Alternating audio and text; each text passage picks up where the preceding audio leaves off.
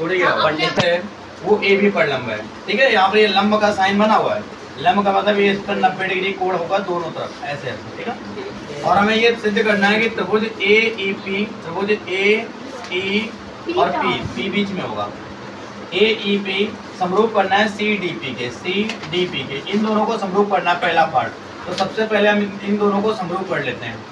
हल में हम जानते हैं कि जब कोई दो त्रिभुजों को समरूप करना होता है तो हमें सारे नियम पता है, या तो पहले त्रिभुज के सभी कोण दूसरे त्रिभुज के सभी कोणों के बराबर हो, या तो पहले त्रिभुज की भुजाओं का अनुपात दूसरे त्रिभुज की भुजाओं का अनुपात के बराबर हो, या तो पहले त्रिभुज के कोई दो कोण फिर दूसरे त्रिभुज के कोई दो कोणों के बराबर हो। तो त्रिभुज कैसे होते हैं? समरूप होते हैं। तो हम इसमें जो मैंने अभी तीसरा नियम बताया है उस नियम को लगाएंगे। सबसे पहले जो हमें दिया गया है जो प्रूव करना है उसी को लिखते हैं। त्रिभुज ए ई पी तथा दूसरा त्रिभुज सी डी पी में, दोनों हमने त्रिभुज दिए, एक ये त्रिभुज और एक ये त्रिभुज, दोनों को करना है हमें समरूप। तो समरूप करने के लिए हमें दो कोणों की जरूरत पड़ेगी, एक कोण ये और ये कोण ये दोनों कोण आपस में कैसे होंगे? बराबर, क्योंकि ये शीर्षाभिमुख कोण है। क्या होता है शीर्षाभिमुख कोण? जब दो रेखाएं आपस में एक दूसरे को काटती हैं तो उनके द्वारा बनाए गए विपरीत कोण, इनको हम कहते हैं शीर्षाभिमुख कोण, और ये हमेशा बराबर होते हैं। तो ये देखो दो रेखाएं जो काट रही हैं, तो ये कोण और ये कोण शीर्षाभिमुख कोण होगा। इस कोण का नाम होगा सी पी डी, कोण सी पी डी, ये बराबर होगा इस कोण का नाम होगा ए पी ई, कोण ए पी ई। क्यों बराबर होगा? क्योंकि ये शीर्षाभिमुख कोण है, शीर्षाभिमुख कोण है, शीर्षाभिमुख कोण। एक कोण बराबर हो गया, दूसरा कोण और बराबर करना है। तो इस वाले त्रिभुज में देखो ये 90 डिग्री का कोण है, इस वाले त्रिभुज में देखो ये 90 डिग्री का कोण है, तो ये दोनों कोण 90 डिग्री के हैं। तो इस कोण का नाम होगा सी डी पी, कोण सी डी पी, ये बराबर है कोण पी ई ए या फिर ए ई पी, कोण ए ई पी। और ये क्यों बराबर है? क्योंकि दोनों कैसे हैं? 90 डिग्री के हैं। दो कोण बराबर हो गए तो लिख सकते हैं कौन नियम लगेगा? ए समरूपता नियम। ए फॉर एंगल, एंगल माने कोण, कोण समरूपता नियम से, कोण समरूपता नियम से त्रिभुज कौन से हैं? त्रिभुज ए ई पी समरूप होगा, समरूप है त्रिभुज सी डी पी, और दोनों त्रिभुज समरूप हो गए। तो पहला वाला तुम्हारा पार्ट जो था वो तुम्हारा प्रूव हो गया। अब उसके बाद हमें सेकेंड पार्ट प्रूव करना है। सेकेंड पार्ट में हमारे पास कौन सा त्रिभुज है? A B D. A B D कहाँ है? ए बी डी, ये वाला ट्रायंगल बड़ा वाला, ठीक है। और सी बी ई, सी और बी और ई, ये वाला इतना। पहले तो ए बी डी इतना है, देखो बेटा ए और यहाँ से यहाँ तक बी, उसके बाद डी। एक ट्रायंगल ये है, एक ट्रायंगल ये, और सी बी ई कहाँ पर है? ये सी बी और ई, ये वाला ट्रायंगल। इन दोनों को क्या तुम्हें करना है? समरूप करना है। तो सबसे पहले जिनको समरूप करना है उनको लिख लेते हैं। हम लिखेंगे त्रिभुज ए बी डी तथा दूसरा त्रिभुज कौन सा है? त्रिभुज सी बी ई में, दोनों त्रिभुजों को मैंने लिख लिया। सबसे पहले हमें काम यही करना है कि कोई दो कोण बराबर दिखाने हैं। तो देखो बेटा, अगर हम बात करें ए बी डी में, तो ये वाला 90 डिग्री है। ए बी डी में ऐसे अगर चलें तो ये 90 डिग्री है। इस कोण का नाम है ए डी बी, तो कोण ए डी बी बराबर इस वाले की अगर बात करें किसकी? सी बी ई की, इसकी बात करें तो ये वाला 90 डिग्री है।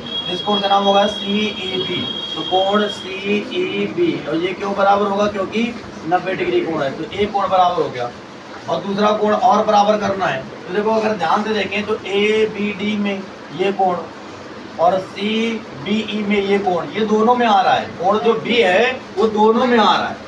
तो इसका मतलब क्या? ये उभयनिष्ठ हो गया। लिख सकते हैं कोण बी बराबर में कोण बी, और ये क्यों बराबर है? क्योंकि ये उभयनिष्ठ है, दोनों में आ रहा है। और जब दोनों में आ रहा है तो बराबर होगा। फिर से वही नियम लगेगा, क्या लगेगा? ए समरूपता नियम से, ए समरूपता नियम से जो त्रिभुज दिए गए हैं, त्रिभुज ए बी डी समरूप होगा त्रिभुज सी बी ई, दोनों त्रिभुज यहाँ से भी समरूप हो गए। दूसरा पार्ट प्रूव हो गया। फिर थर्ड पार्ट के लिए अगर हम देखें तो तीसरे पार्ट में कौन सा त्रिभुज है? ए ई पी। ए ई पी कौन सा त्रिभुज है हमारे पास? ए ई पी, ये छोटा वाला त्रिभुज ए ई पी वाला त्रिभुज, ठीक है, ए ई पी वाला त्रिभुज। और दूसरा त्रिभुज कौन सा है? A D B. A D B, अभी जो अपने पहले बड़ा वाला लिया था ये वाला।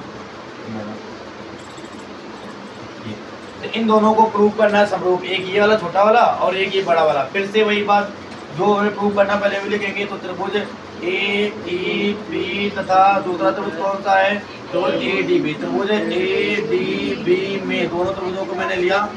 अब देखो दो कोण बराबर इसमें भी होंगे, कौन कौन से, इस वाले में और बड़े वाले में। देखो बेटा इस छोटे वाले में ये वाला कोण 90 है, इसका नाम है ए ई पी, कोण ए ई पी बराबर। बड़े वाले में कौन सा 90 है, ये ए डी बी, कोण ए डी बी, और ये किसके बराबर है, दोनों 90 डिग्री के।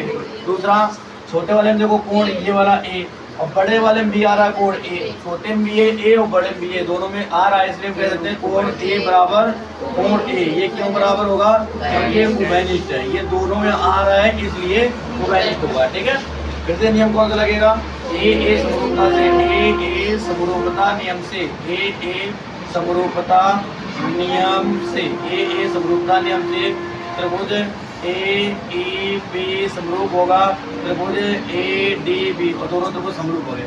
तो 3 पार्ट तुम्हारे समरूप हो चुके हैं। चौथा पार्ट और तो पार्ट नंबर 4, इसमें क्या क्या समरूप करना है तो देखते हैं। पीडीसी, पीडीसी का है पीडीसी ये वाला छोटा वाला त्रिभुज, और बीईसी, बीईसी बड़ा वाला त्रिभुज, ये वाला छोटा वाला त्रिभुज, ये वाला, और ये ठीक है, और ये बड़ा वाला। वो लिख लेंगे कि कौन कौन से त्रिभुज हैं, तो हम लिखेंगे त्रिभुज पीडीसी, त्रिभुज पीडीसी तथा दूसरा त्रिभुज कौन सा है, बीईसी, त्रिभुज बीईसी में दोनों त्रिभुज ले लिया। अब दोनों त्रिभुज लेने के बाद में देखो कौन कौन से कोण बराबर है। इस छोटे वाले में ये वाला कोण 90 का है, जिसका नाम है CDP, कोण CDP बराबर। इस बड़े वाले में ये वाला कोण नहीं, बड़े वाले में ये वाला कोण 90 का, ये वाला CEB, कोण CEB, और बराबर किसके 90 डिग्री के। दूसरा कोण कौन सा, एक उभयनिष्ठ होगा, कौन सा वाला, कोण C छोटे वाले में भी आ रहा है और बड़े वाले में भी आ रहा है। तो देख सकते हैं कोण C बराबर कोण C, ये क्यों बराबर है, क्योंकि उभयनिष्ठ है। फिर से कौन सा नियम लगेगा, ए समरूपता नियम से, ए समरूपता नियम से कौन से त्रिभुज थे, त्रिभुज पीडीसी समरूप होगा त्रिभुज त्रिभुज बीईसी, और दोनों त्रिभुज समरूप हो गए। तो हमारे पास जो 4 पार्ट समरूप करने थे एक चित्र में, चारों को हमने समरूप कर लिया है, और चारों एक ही नियम से हुए हैं, ए समरूपता नियम से। बहुत ही सिंपल था, बस तुम्हें ये पहचानना आना चाहिए कि दो त्रिभुज समरूप कब होते हैं, हम कैसे कर सकते हैं। ठीक है, नोट कर लो इसको। क्वेश्चन नंबर 8 है। क्वेश्चन नंबर 8 में पहले से ही तुम्हें चित्र दिया गया है, बना हुआ है, नहीं दिया है, बोला कि समांतर चतुर्भुज ABCD की पढ़ाई गई भुजा AD पर। तो चलो हम तुम्हें चित्र बना के दिखा देते, हमने तो बना लिया है। तुम्हें क्या करना था, एक समांतर चतुर्भुज बनाना था। समांतर चतुर्भुज मैंने एक बना लिया, ABC और D।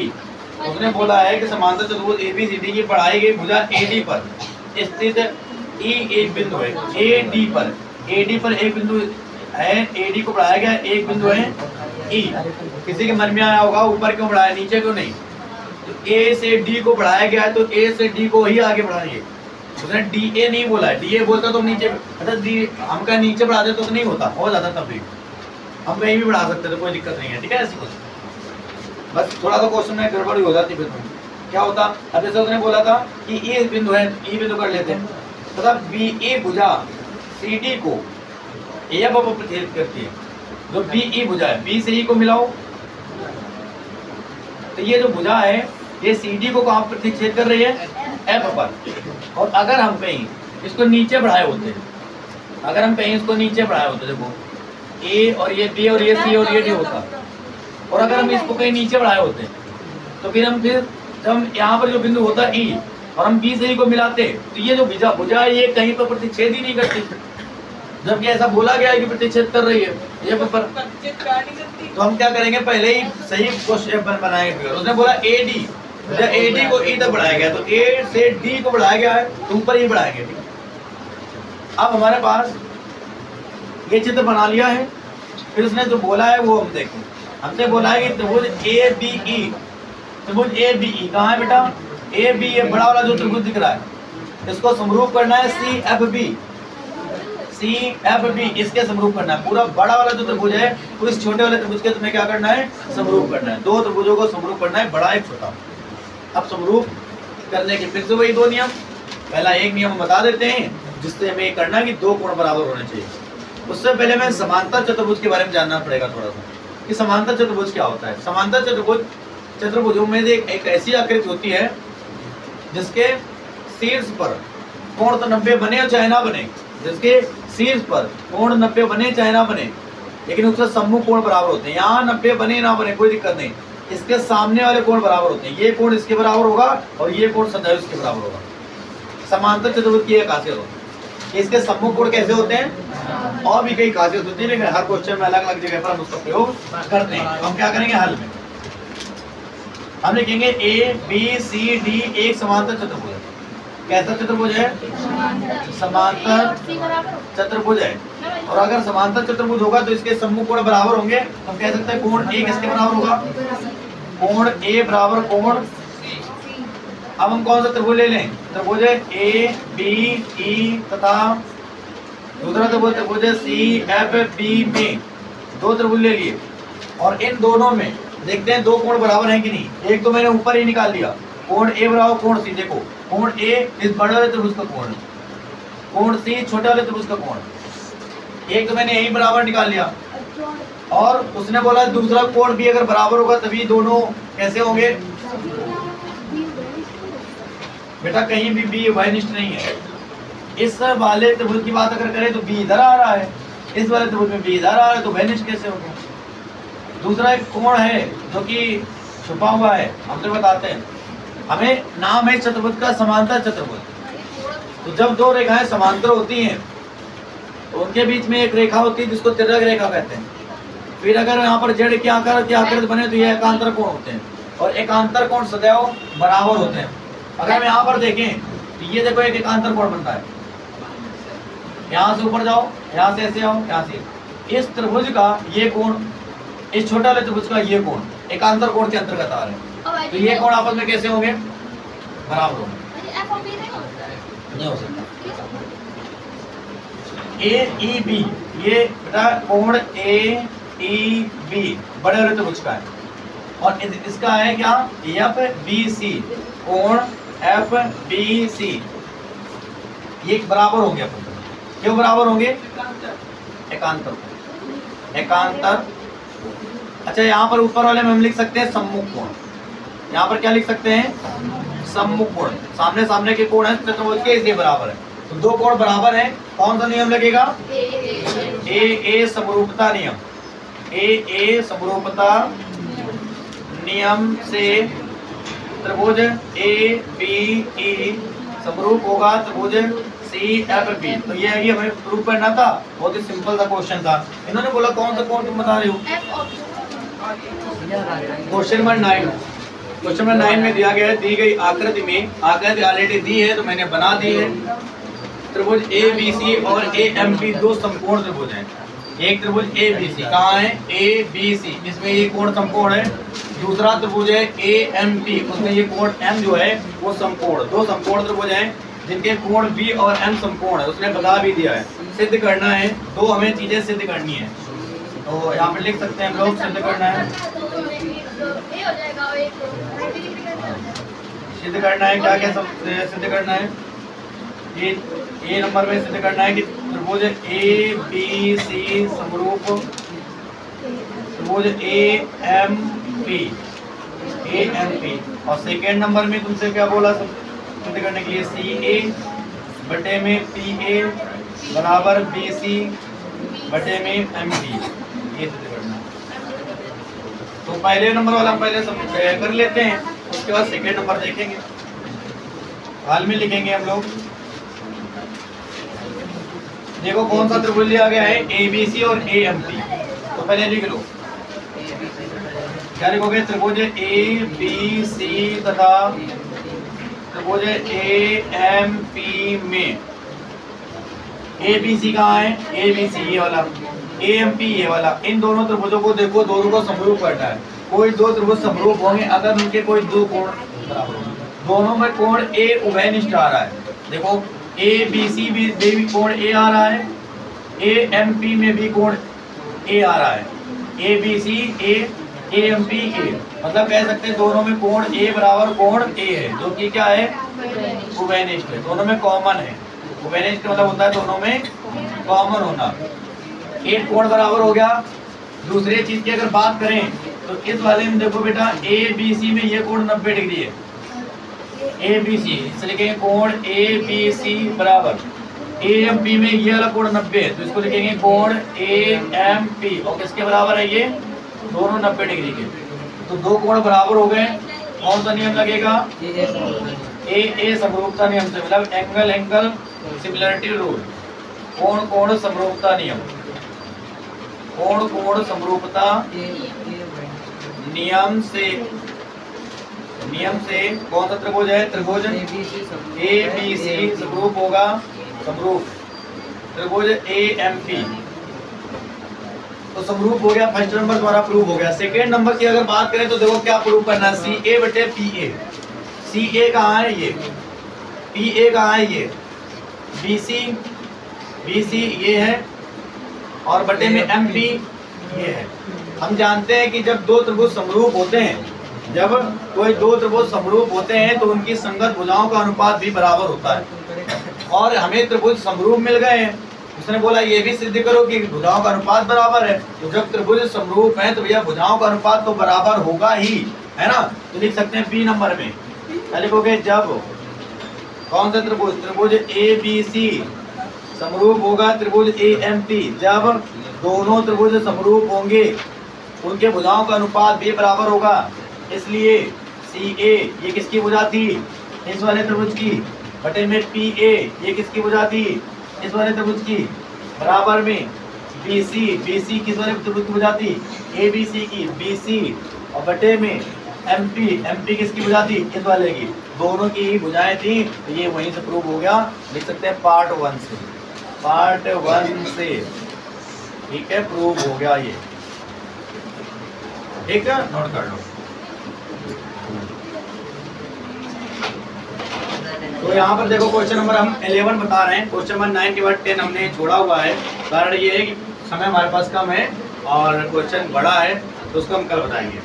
आज क्वेश्चन नंबर हम 11 देखेंगे।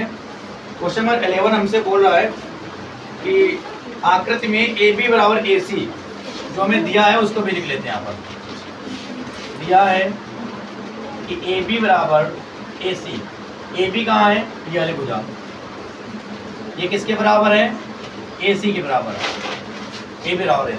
और हम जानते हैं कि किसी त्रिभुज में जब दो भुजाएं बराबर होती हैं तो ऐसे त्रिभुज को हम समद्विबाहु त्रिभुज कहते हैं, और उसके दो कोण भी बराबर हो। तो अगर हम ये भुजा पूरी इसके बराबर है तो ये कोण भी इसके बराबर हो, ठीक है, वो अभी यूज में आएगा। आगे बोला है कि ABC की बढ़ाई गई भुजा CB पर, C से B को बढ़ाई गई आगे, एक बिंदु E स्थित है। यदि AD लंब है BC पर, यदि AD जो है वो BC पर क्या है, लंब है, 90 डिग्री बना रहे हैं, परपेंडिकुलर है, और EF परपेंडिकुलर AC पर, और जो EF है वो AC पर लंब है। तो सिद्ध करना है कि त्रिभुज ABD कहाँ है, ABD ये छोटा वाला त्रिभुज ECF के समरूप है। ABD ये किसके समरूप है, ECF के, ECF। इन दोनों को तुम्हें क्या करना है बेटा, समरूप करना है। तो हल करेंगे, सिंपल सा क्वेश्चन है। पहले देखो त्रिभुज ABC में हम जानते हैं कि क्या जानते हो कि त्रिभुज की दो भुजाएं बराबर होती हैं तो उसके दो कोण भी बराबर होते हैं। हमें दिया गया है कि जो AB है वो बराबर किसके है, AC के। तो अगर AB बराबर AC के है तो ये वाला जो कोण होगा किसके बराबर होगा, तो कोण B बराबर होगा कोण C के। क्यों, क्योंकि ये सम्मुख बराबर भुजाओं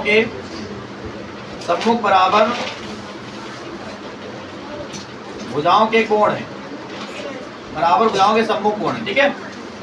अब उसके बाद जो हमें त्रिभुज समरूप करना है उस त्रिभुज पे चलते हैं। क्या लिखेंगे, त्रिभुज ABD तथा दूसरा त्रिभुज लेंगे हम ECF में ABD का है, ABD ये वाला। इसमें देखो बेटा ABD की अगर बात करें तो ये वाला कोण और ECF की बात करें ये कोण बराबर है, हमने ऊपर भी निकाला है। तो लिख सकते हैं कि ABD का कोण B और जो ECF है उसका कोण C बराबर है। क्यों बराबर है? क्योंकि हम मान लिया इसको समीकरण नंबर 1 मान लें तो लिख सकते हैं समीकरण नंबर 1 से, समीकरण नंबर 1 से फिर उसके बाद आगे दूसरा कोण भी तुम्हें बराबर करना है। बराबर है क्योंकि यहाँ पर ये 90 है तो ये भी क्या होगा 90। तो ये एक रेखा पर बना हुआ कोण कितने डिग्री का होता है 180, तो इधर 90 तो इधर भी कितना। और इस वाले अगर त्रिभुज में देखें तो ये भी क्या है 90। इस वाले त्रिभुज का ये वाला 90 और इस वाले त्रिभुज का ये 90 आपस में कैसे होंगे बराबर।